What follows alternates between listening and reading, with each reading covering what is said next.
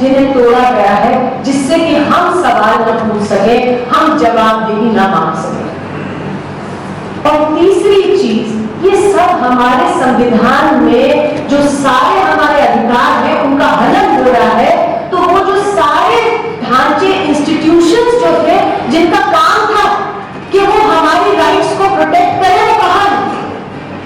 Where are those institutions which were supposed to protect our constitutionally guaranteed rights? That, I think, is a very, very important question. Prashant will talk about it, I'm sure, in detail. But क्या देख रहे हैं हम? किस तरीके से आज हम बहुत खुश हैं कि सुप्रीम कोर्ट ने इलेक्टोरल बॉन्ड्स पर इतना बढ़िया जजमेंट दिया, पर 6 साल लग गए सुप्रीम कोर्ट को ये जजमेंट देने के लिए। 2017, 2018 से केसेस डले हुए हैं। क्या जरूरत थी इतना समय लगाने की सुप्रीम कोर्ट को, जब गैर संवैधानिक काम हो रहा था? इन इलेक्टोरल बॉन्ड्स के पैसे से पहले 2019 का चुनाव हुआ, सारे स्टेट्स में चुनाव हुए, और अब जबकि सबकी तिजोरियां भर रही हैं इस पैसे से, तब एक और चुनाव हो रहा है अभी हमारे देश में। क्यों सुप्रीम कोर्ट ने इतना लंबा समय लगाया? ये सवाल सुप्रीम कोर्ट से बनता है। क्यों इतने सारे केसेस, चाहे सीएए का हो, चाहे जो सारे लोग जो जेलों में हैं उनका हो, क्यों इतना समय लग रहा है इन केसेस को टेकअप करने में और उनकी सुनवाई करके डिसीजंस देने में? हमारे जो इंस्टीट्यूशन है, क्या काम कर रहा है जुडिशरी का? जिन इंस्टीट्यूशंस का काम है कि वो इन्वेस्टिगेट करें भ्रष्टाचार में, ईडी, सीबीआई, आईटी डिपार्टमेंट, वो क्या कर रहे हैं? इलेक्टोरल बॉन्ड्स के डेटा में नजर आ रहा है कि वो खुद ही शायद मिले हुए हैं इस पूरी वसूली और धांधली में, क्योंकि ईडी का रेट बढ़ता है, सीबीआई का रेट बढ़ता है, और उसके बाद में कोई या उसके एकदम पहले कोई इलेक्टोरल बॉन्ड्स लेके दे देते हैं और वो मामला ठंडा पड़ जाता है।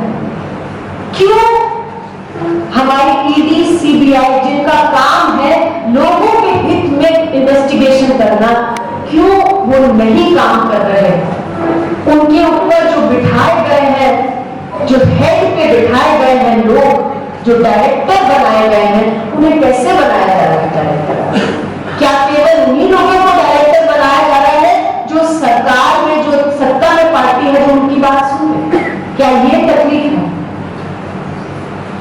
और फाइनली जो सारे इंस्टीट्यूशंस, इंफॉर्मेशन कमीशंस, हम तेलंगाना में हैं, तेलंगाना में इंफॉर्मेशन कमिश्नर एक भी नहीं। सेंट्रल इंफॉर्मेशन कमीशन में सुप्रीम कोर्ट की जजमेंट के बावजूद 11 में से केवल 3 की नियुक्ति है, जिससे कि कहीं हमें सूचनाएं न मिल जाए, क्योंकि सूचना जब मिलती है, इलेक्टोरल बॉन्ड की सूचना मिलती है, तो सरकार को लगता है कि नाक में दम हो रहा है। तो जिस तरीके से हमारे institutions are supposed to function to protect the fundamental rights that are guaranteed to us under the constitution, the way they have been compromised, the way they have been systematically attacked and their autonomy has been reduced and almost finished in most cases, is I think what is enabling all of this to happen. Majestic sweets पिछले 22 साल से आपकी खिदमत में लजीज मिठाई और नमकीन पेश करते आ रहे हैं। मैजेस्टिक स्वीट्स की मिठाई बिलखुसूस अजमेरी कलाकंद न सिर्फ हैदराबाद बल्कि बैरून मुल्क भी मशहूर और मारूफ है। ताज़ी जायकेदार मिठाई और नमकीन के लिए तशरीफ़ लाइए। Majestic sweets and savouries, Mehdipatnam. Majestic sweets and नमकीन, टोली चौकी, हैदराबाद।